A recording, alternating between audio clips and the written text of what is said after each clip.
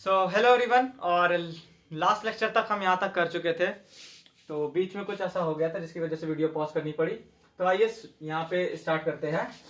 तो last lecture तक हमने ये बताया था कि आपकी जो हमने इन तीनों कंडीशन से वो जो हमारी general equation of second degree है हमारे कोण की, उसमें हमने निकाल दिया था कि वो जो जनरल इक्वेशन ऑफ कोण थी, general equation of second degree थी, वहां से हमने हमारी एक निकाला था कि कोई एक ऐसी लाइन आएगी और उस लाइन की इक्वेशन हमने लिखी थी। फिर वहां से हमने उस लाइन पे कोई एक पॉइंट ले लिया था x1 y1 z1। फिर उस लाइन पे कोई भी पॉइंट लाई करने वाले, मतलब किसी भी पॉइंट के फॉर्म निकाल लिया था जो कि kx1 ky1 kz1 के फॉर्म में है। फिर उस पॉइंट को हम उस इक्वेशन नंबर 1 पे सेटिस्फाई कराए थे और सेटिस्फाई कराने के बाद हमें एक क्वाड्रेटिक इक्वेशन मिली थी। उस क्वाड्रेटिक इक्वेशन से हमने ये तीन कंडीशन निकाली थी। अब ये तीन कंडीशन में से इन लास्ट की दो कंडीशन से ही हमको ये वैल्यू मिल गई कि जो हमारी u v w और d की वैल्यू होगी वो हमारी 0 आ गई। तो हम अब क्या करने जा रहे हैं कि उस इक्वेशन नंबर 1 पे इन u v w और d की वैल्यू को पुट करने जा रहे हैं। तो चलिए आइए इसको पुट करते हैं।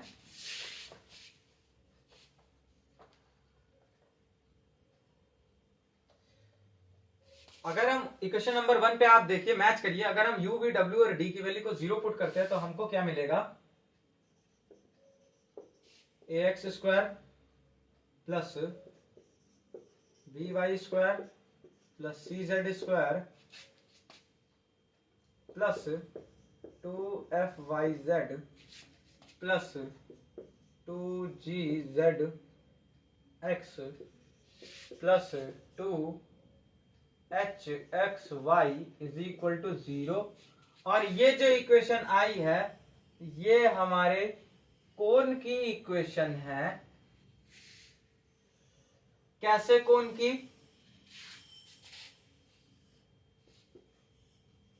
This is the equation of कोण whose vertex is origin। जिसका वर्टेक्स क्या है? ओरिजिन है। तो अब आप यहां से क्या लिख सकते हैं सीधा सीधा कि और हम देख सकते हैं कि ये हमारी कैसी है, ये एक होमोजेनियस इक्वेशन है सेकेंड डिग्री की। ये एक सेकेंड डिग्री की होमोजेनियस इक्वेशन है। तो हम यहां से साफ साफ लिख सकते हैं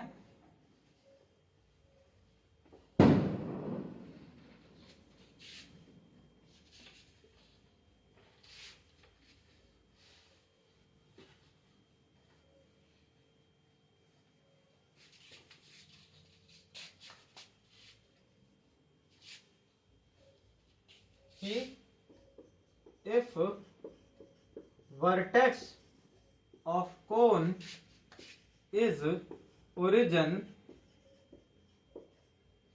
अगर कोन का वर्टेक्स क्या है? एक ओरिजिन है। If vertex of cone is origin then the equation of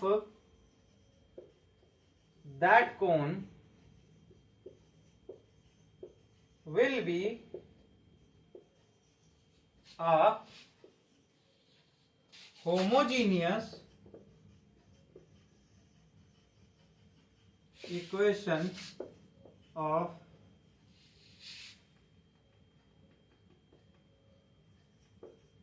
second degree in x y z। तो आप ये इसको लिख सकते हैं। ये हमने समझा दिया। अब हम इसी का रिवर्स मेथड अप्लाई करेंगे, जहां से हम फाइंड आउट करेंगे अपने जो हमारे क्वेश्चन आ जाते हैं एग्जाम में एक आध बार, उस क्वेश्चन का आंसर। और वो क्वेश्चन क्या रहता है कि प्रूव दैट या फिर show that the cone whose vertex is origin is या फिर the equation of the cone whose vertex is origin is a equation of is a homogeneous equation of second degree in x y and z. तो same हमारा इसी तरह का है। अब उस क्वेश्चन को भी लिख लेते हैं और सीधा उसको क्वेश्चन की तरफ हम चलते हैं। तो आप इसको नोट डाउन कर लीजिए, उसके बाद हम चलते हैं अपने क्वेश्चन पे।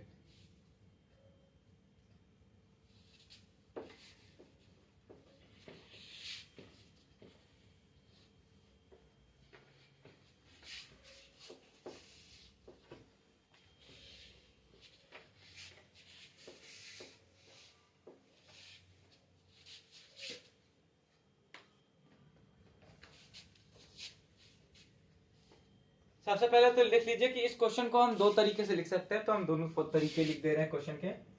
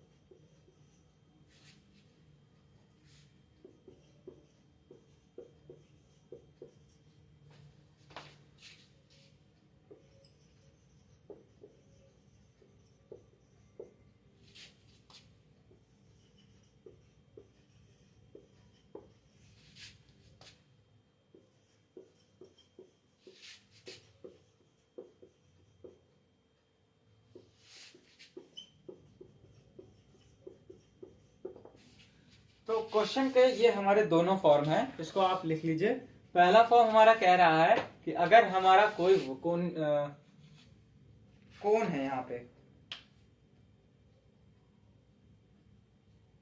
कोण होगा, यहाँ पे कोनिक नहीं होगा, वर्टेक्स ऑफ द कोन। क्या पहला क्वेश्चन हमारा क्या कह रहा है कि हमें प्रूफ करना है कि अगर हमारे पास कोई कोन है जिसका वर्टेक्स ओरिजिन है, तो प्रूफ करना है कि वो उसकी जो इक्वेशन होगी वो क्या होगी, है कि homogeneous equation of second degree होगी। और क्वेश्चन को ही दूसरे तरीके से भी पूछा जा सकता है कि प्रूफ दैट, यानी कि हमें ये प्रूफ करना है कि हर homogeneous equation of second degree क्या हमारा हमको दिखाएगी इन एक्स वाई जेड, हमको दिखाएगी या रिप्रेजेंट करेगी कि एक कोन की इक्वेशन जिसका ओरिजिन क्या है, जिसका वर्टेक्स क्या है, ओरिजिन है। तो आइए इसका सोल्यूशन हम लिखते हैं यहाँ पे।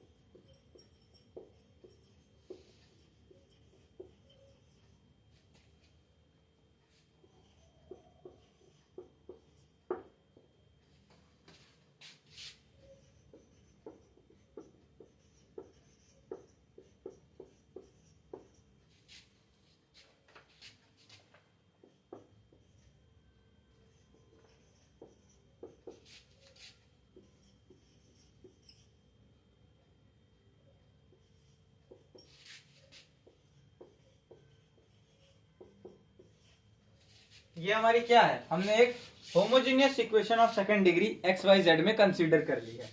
ये हम सोल्यूशन लिख रहे हैं अब। तो हमने क्या किया है कि एक होमोजेनियस, पहले से ही हमने पहले हमने क्या किया था, अभी इससे पहले जो वीडियो था उसमें हमने ये दिखाया था कि हमने जो है एक जनरल इक्वेशन ली थी, और फिर वहां से हमने कहा था कि ये जनरल इक्वेशन एक कोन की इक्वेशन है। फिर उस कोन का बताया था कि जो हमारी लाइन है ओ और पी, एक कोई पॉइंट ले लिया था, वही हमारे कोन की जनरेटर है।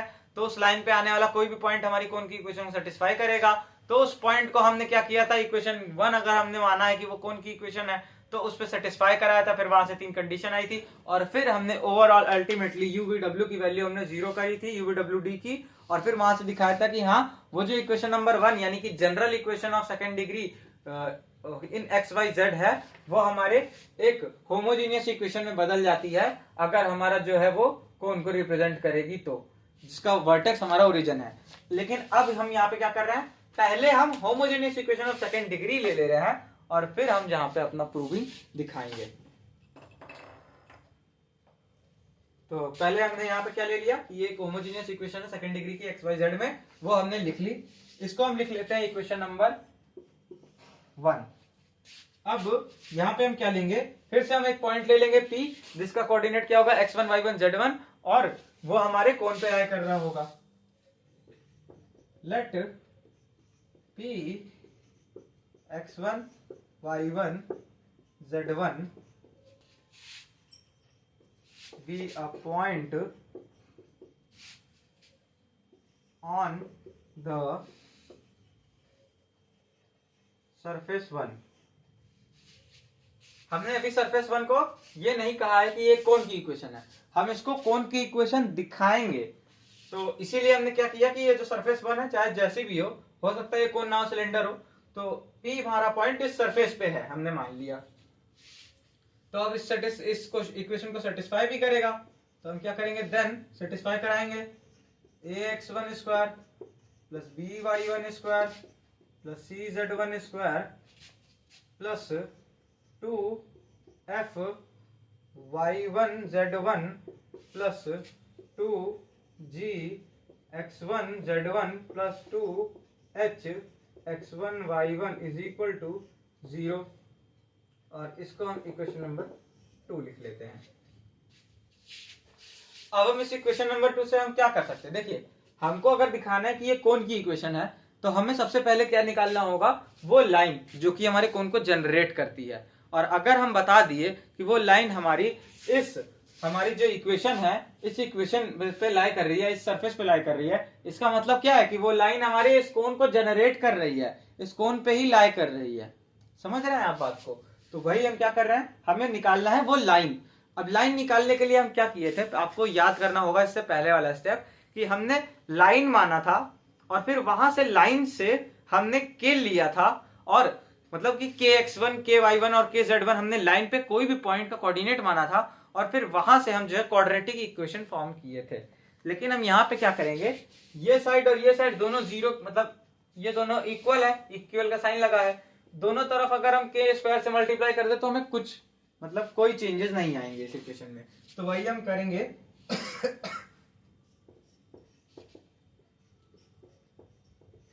के स्क्वायर से यहां मल्टीप्लाई किया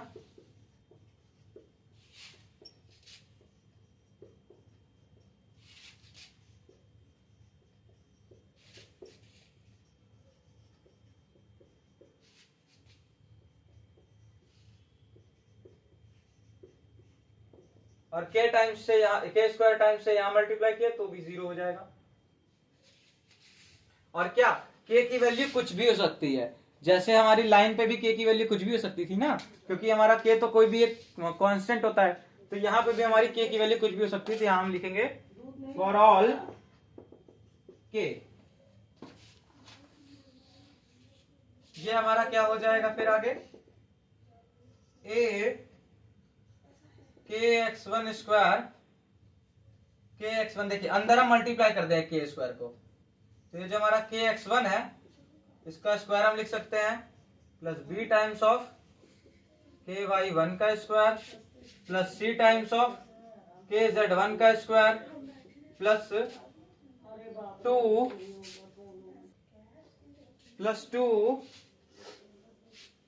f टाइम्स ऑफ के y1 के z1 plus 2 g times of के x1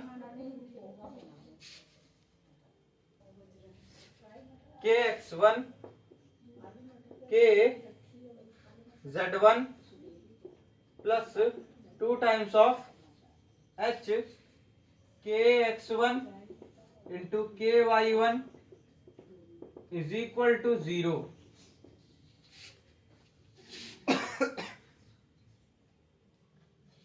यहां पे भी आप क्या लिखेंगे, फॉर ऑल के, और इस इक्वेशन को हम क्या कह देंगे, इक्वेशन नंबर 3। तो ये हमारी कौन सी इक्वेशन है, इक्वेशन नंबर 3 है ये। अब यहां पे हम लिखेंगे कि इक्वेशन 3 हमारी शो कर रही है, equation 3 shows that if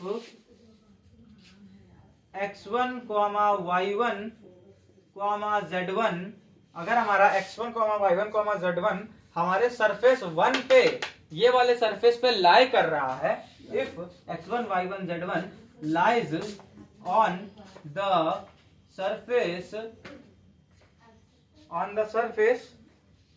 1, then kx1, ky1, kz1 for all k lies on the surface 1। तब जो हमारा kx1, ky1 और kz1 है, ये भी हमारा कहाँ लाई करेगा। देखिए साफ सी बात है कि अगर हमारा x1, y1, z1 लाई कर रहा था इस सरफेस पे, तो हमारा kx1, ky1 और kz1 भी लाई करेगा इस सरफेस पे, क्योंकि हमारा के स्क्वायर से इधर मल्टीप्लाई करे और इधर मल्टीप्लाई करे, कोई चेंजेस नहीं आ रहा था, और उसी को हमने एक्सपैंड करके इसमें लिखा है। तो पहले आप इसको नोट डाउन कर लीजिए, उसके बाद हम इरेज कर दें ऊपर का।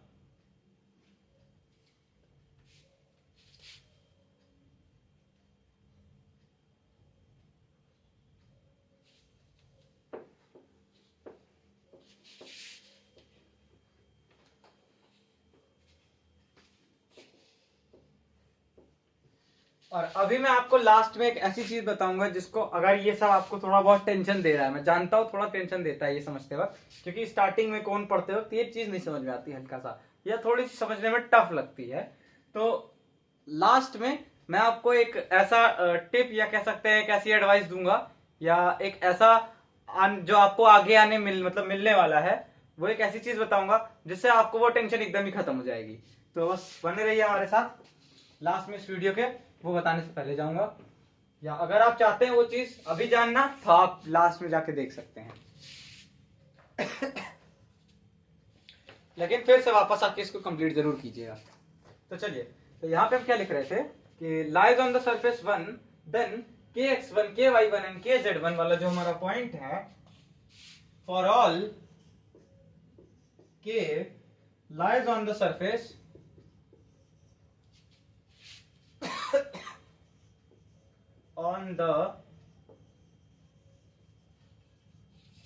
Lies on the surface 1।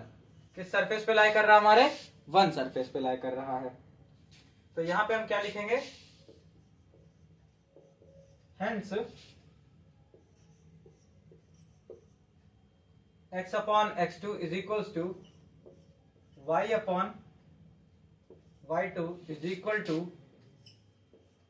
z upon z2 is equal to k lies on surface 1। यानी कि देखिए हम ये एक चीज कैसे लिखे, ये पहले लिख ले,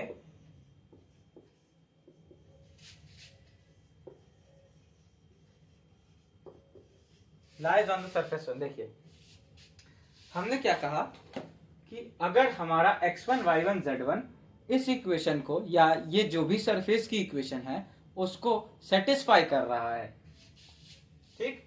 अब ये कैसी इक्वेशन है, होमोजेनियस इक्वेशन है सेकंड डिग्री की। तो अगर ये x1, y1, z1 ये जो भी इक्वेशन से सरफेस बना है उसको सेटिस्फाई कर रहा है, तो वो ये इक्वेशन फॉर्म कर देगा, इक्वेशन नंबर 2।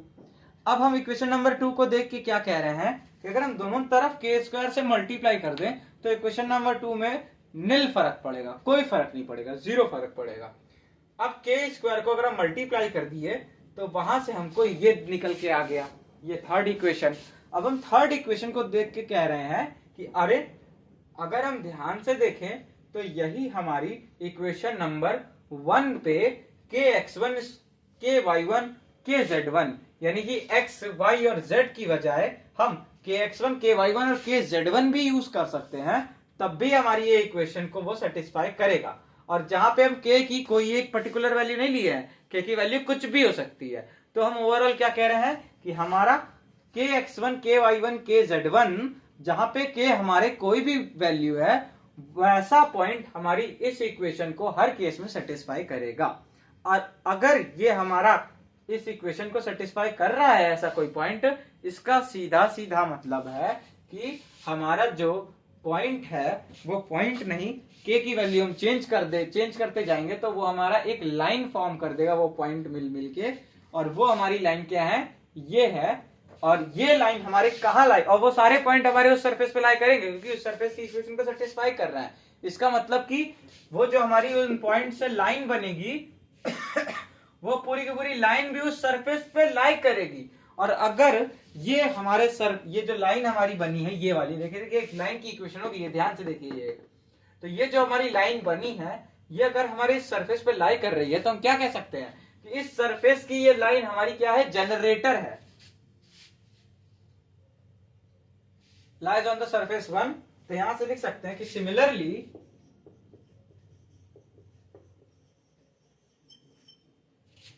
इफ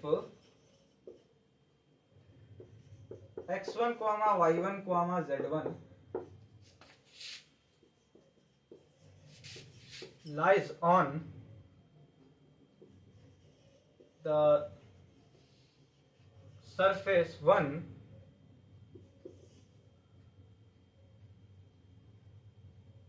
then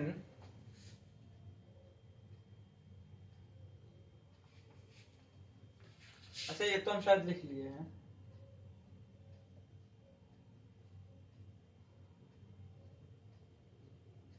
हाँ, अरे अब ये तो लिख ही चुके हैं, यहाँ पे वापस से क्यों लिख रहे हैं हम। यहाँ पे लिखेंगे कि lies on the surface 1, so surface 1 is generated by the line, कौन सी लाइन से जनरेट किया जा रहा है, by the line x upon x2 x upon x2 is equals to y upon y2, sorry 2 नहीं होगा, एक मिनट रुक जाइए, अच्छा हाँ सॉरी थोड़ा सा यहाँ पे मिस्टेक हो गया, ये 1 होगा, ये 2 क्यों लिख दिया हूं मैं, अभी 2 बाद में आएगा, बताता हूं क्यों। 1 एंड 1, तो यहाँ पे लिखेंगे तो हमारा साफ साफ दिख रहा है कि मतलब इतना यहां तक समझ में आया ना कि ये जो हमारी लाइन होगी ये हमारे सरफेस 1 पे लाई करेगी। अब आप क्या कह रहे हैं कि अगर ये हमारी लाइन सरफेस 1 पे सेटिस्फाई कर रही है, ये हमारी लाइन कैसी होगी, ये हमारी कोई ऐसी लाइन होगी, ये हमारा फिक्स पॉइंट होगा, और यहाँ पे हमारा कौन सा पॉइंट होगा, x1 y1 z1 पॉइंट होगा, ठीक। अब यहां पे क्या लिखते हैं, similarly if x1, y1, z1 lies on surface 1, then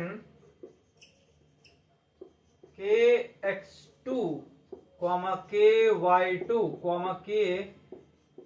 kz2 also lies, बता रहा हूं रुक जाइए, also lies, समझाता हूं, on the surface 1। अब भैया ये के x2 y2 z2 ये 2 वाला टर्म कहां से आ गया, अरे मेरे भाई जैसे 1 वाला है x1 y1 z1, उसी तरह से कोई एक और पॉइंट ले लो और उसका नाम x2, y2, z2 रख दो, तो वो पॉइंट भी हमारा जो है उसके रिस्पेक्ट में भी अगर ये वर्टेक्स ओरिजिन और x2 वाले से बनाओगे इस लाइन की इक्वेशन, जैसे कि हमने इससे पहले वाले वीडियो में बनाई थी, तो उस केस में हमारे इस लाइन से पास होने वाले हर पॉइंट की जो हमारी कोऑर्डिनेट होगा वो किस फॉर्म में होगा, kx2 ky2 kz2 के फॉर्म में होगा, बजाय kx1 ky1 kz1 के फॉर्म में होने की बजाय, है ना। तो बस हमने वही किया, तो यही बता रहे हैं कि अगर हमारा x1 y1 z1 हमारे उस लाइन पे लाई कर रहा है या फिर उस सरफेस पे लाई कर रहा है, तो हमारा kx2 ky2 kz2 भी हमारा उस सरफेस पे लाई करेगा, सरफेस 1 पे। और अगर हमारा kx2 ky2 kz2 सरफेस 1 पे लाई कर रहा है, तो हम यहां से क्या कह सकते हैं कि तब यही जो लाइन की इक्वेशन होगी वो किस तरह से आ जाएगी, x upon x2 is equals to y upon y2 is equals to z upon z2। और ये लाइन भी हमारी विच इज इक्वल्स टू कह सकते हैं कि, और ये लाइन भी हमारी कहां लाई करेगी, क्योंकि देखिए इस लाइन पे जो पॉइंट है वो इसी फॉर्म के तो है ना, जो इस फॉर्म के, इस लाइन के फॉर्म के थे। पॉइंट हमारा इस लाइन पे x1 y1 z1 था, और अब की बार हमने पॉइंट कोई दूसरा ले लिया है, x2 y2 z2 ले लिया है, तो उससे कोई खास फर्क नहीं पड़ा। बट बात यहाँ पे क्या निकल के आ रही है कि लाइन, ये लाइन भी हमारी मतलब कहां पे लाई करेगी, सरफेस 1 पे लाई करेगी, लाइज ऑन द सरफेस 1। तो आप क्या कह सकते हैं कि सरफेस 1 हमारा जो है, इसको मैं पूरा मिटा दे रहा हूं,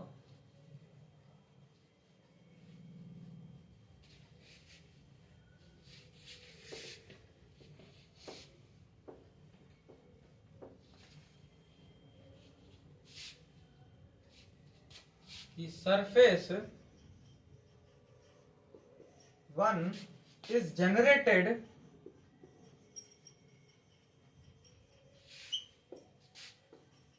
by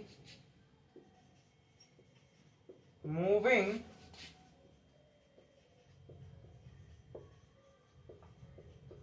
straight line and all the line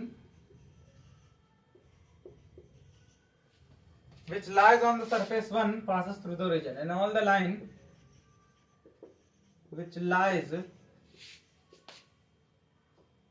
on the surface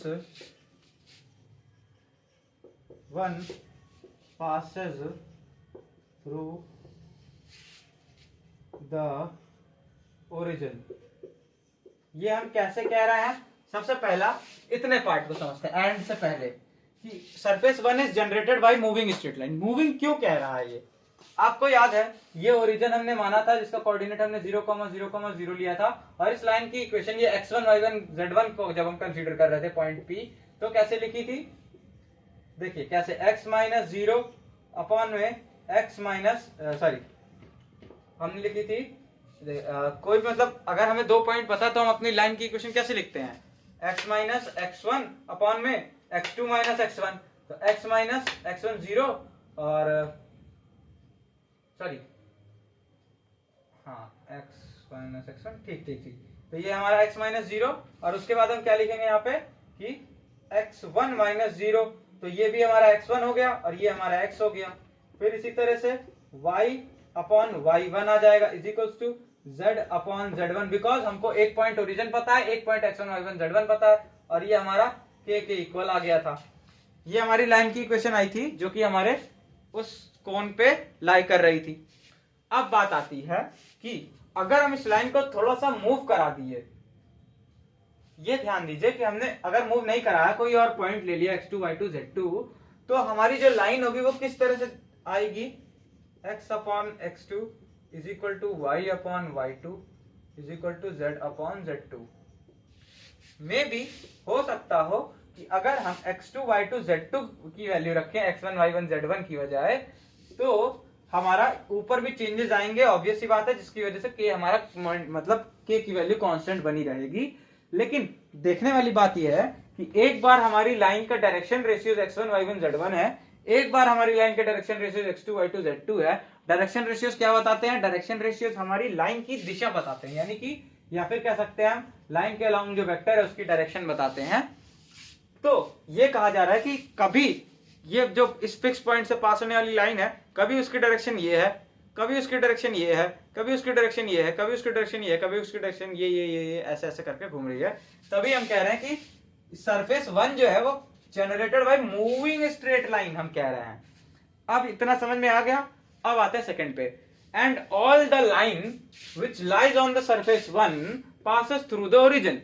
origin से कैसे पास हो रही है भैया, इस इक्वेशन को और इस लाइन की इक्वेशन को देख के आपको क्या मतलब कंक्लूजन निकल रहा है कि जो हमारी ये लाइनें हैं ये हमारे 0 0 -0 कर दे तो ये हमारे ओरिजिन से लाई कर रही हैं। यहाँ पे भी हम कर सकते हैं, तो साफ साफ दिख रहा है कि ये हमारी दोनों लाइनें ओरिजिन से लाई कर रही हैं।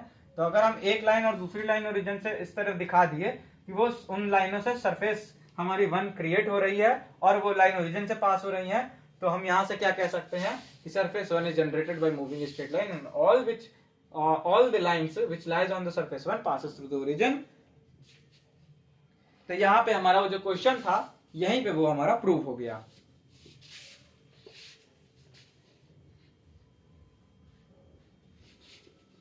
तो आप इसको नोट डाउन कर सकते हैं, आराम से इसको नोट कर लीजिए पॉज करके।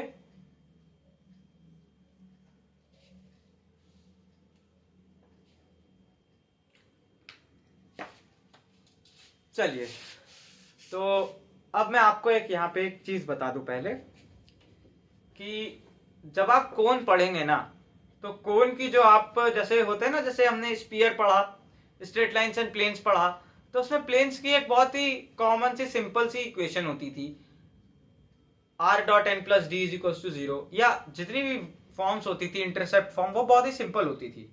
स्फीयर में भी वही था, बहुत सिंपल सी फॉर्म थी।